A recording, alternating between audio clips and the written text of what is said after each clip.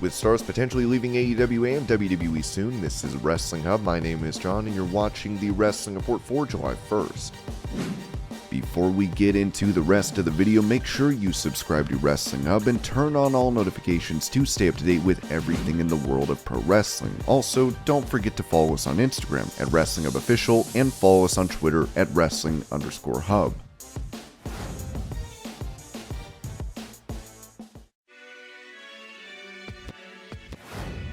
Since Logan Paul has signed a contract with WWE, many are wondering when he'll return to action and what will happen, with him presumably set to feud with Miz. Given their previous interaction at WrestleMania, Dave Meltzer noted in the Wrestling Observer newsletter, in his Mania appearance, part of the negotiations was that he would have to end up a babyface at the end of WrestleMania, but the crowd still booed him, and even booed him when Raw was in Cleveland, and he was talking about being local, going to Westlake High, and doing all the things possible to get a face reaction going against Miz. The plan, again, is for him to be a babyface once again.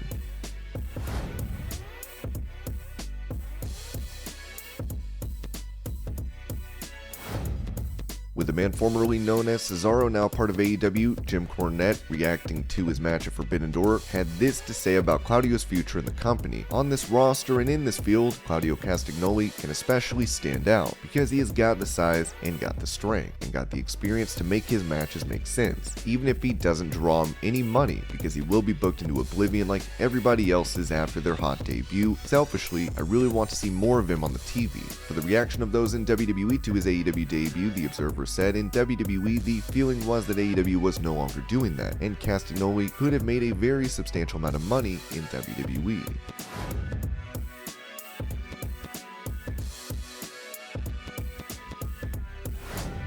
Also on his podcast, Cornette touched on the interaction between US Champion Theory and the returning John Cena on Raw this week. I like this segment because it gave you a look at what a guy like Theory looks like in this environment of being nose to nose with a main event guy that really got over, not like one that's on the roster these days. They gave Theory all the words, all the verbiage, and he gave it to Cena, and made fun of his pants, told him, "I'm the big deal around here now." He was good. They were nose to nose. He's 2 inches taller than John, got the same size arms, and he's 20 years younger, and he looks like he belongs.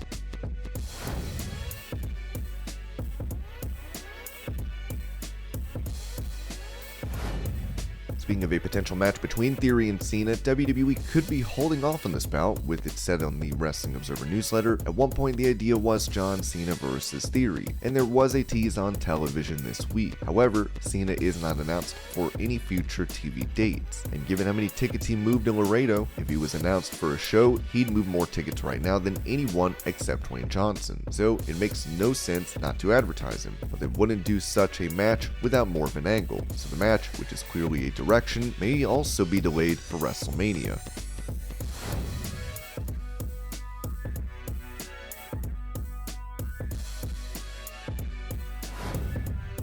Talking about the Fatal 4-Way match for the IWGP title where Adam Cole supposedly was concussed after coming into the bout banged up, Booker T said on his Hall of Fame podcast, people were definitely into the match. And when that happened, but you know, that's wrestling right there. I don't want people to think it's anything other than that wrestling. You get your bell rung, no matter what. I've been in that position before, where my bell has gotten rung, where I think I'm okay, but my legs tell me, no, you're not okay. That's wrestling right there. I don't call it reckless or anything like that. It's just part of what we do.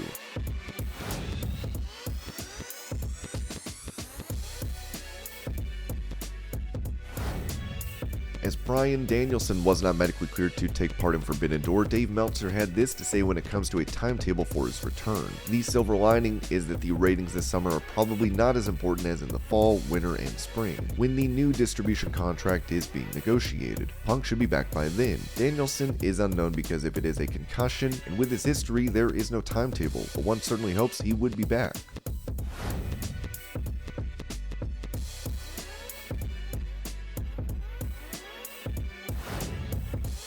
Despite the introduction of the TLC match being remembered as iconic, Matt Hardy criticized the Attitude Era for their booking of tag teams, saying this on his podcast. I think 2000 was a huge year for tag team wrestling because of the WrestleMania 2000 match, and also because of the TLC match at SummerSlam, the first TLC. Overall, I don't know. The booking wasn't taken as serious as I would have liked to have seen it taken, so I don't know if I can say it is the best year. I would say it is a big year because we stole shows on both major cards, the biggest cards of the year, on WrestleMania and SummerSlam. We rocked the house.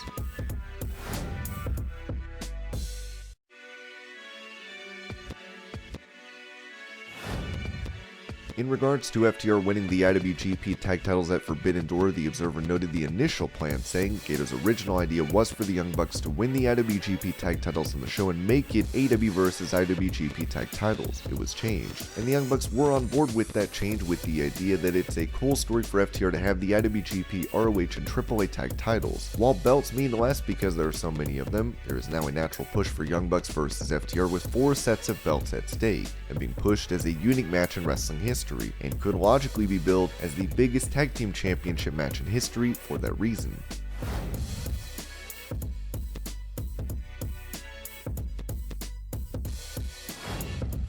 Following his arrest for DUI in Florida, Jeff Hardy, per PW Insider, entered a plea of not guilty on the 28th, with him set to be arraigned in court on Tuesday at 2:30 p.m. With this charge being a felony, Hardy is facing up to 5 years in prison. After being suspended from AEW, Hardy entered a rehab facility on the 21st of June, as we wish him all the best.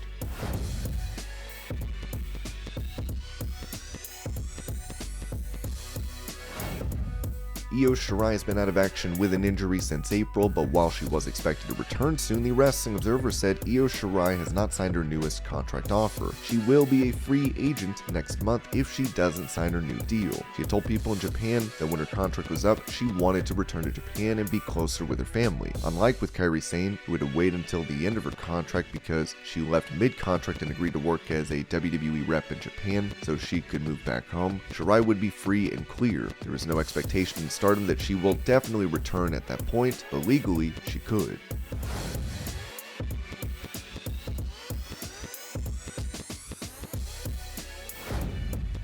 Back in April, AEW star Santana tweeted 126 days, possibly indicating that his contract would be expiring after that. A few days back, he went online again to simply say soon. It's been 64 days since that initial post, as we'll have to see if he sticks around in AEW come September.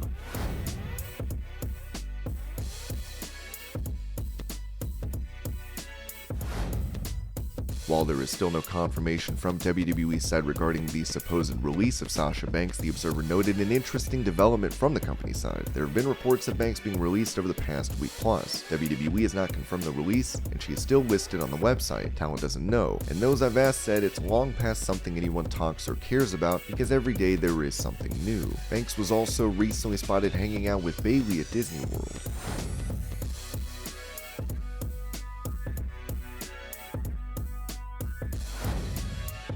Speaking of Bayley, who suffered a torn ACL during training last year, is reportedly thought to be returning to WWE somewhat soon, according to The Observer. And with Bayley teasing an appearance at Money in the Bank, we'll have to see what happens.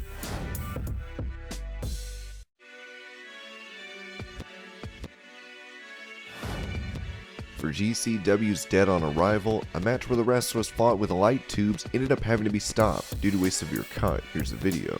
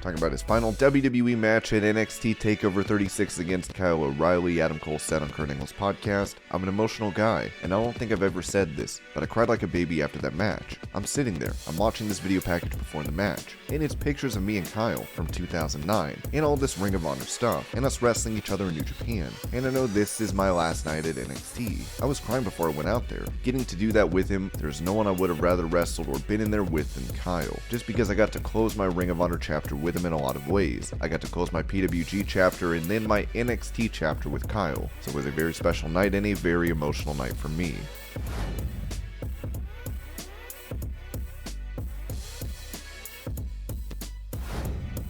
With the women's revolution in WWE, stars appear to be given a better platform for showcasing their abilities, but Undertaker revealed a time his wife Michelle McCool was criticized for having too good of a match, telling Inside the Ropes she was one working in an era where women didn't get nearly the opportunities that they do now, and she fought so hard for the women to kind of get more of a spotlight put on them. She was actually reprimanded once for having too good of a match with Melina. That's a true story.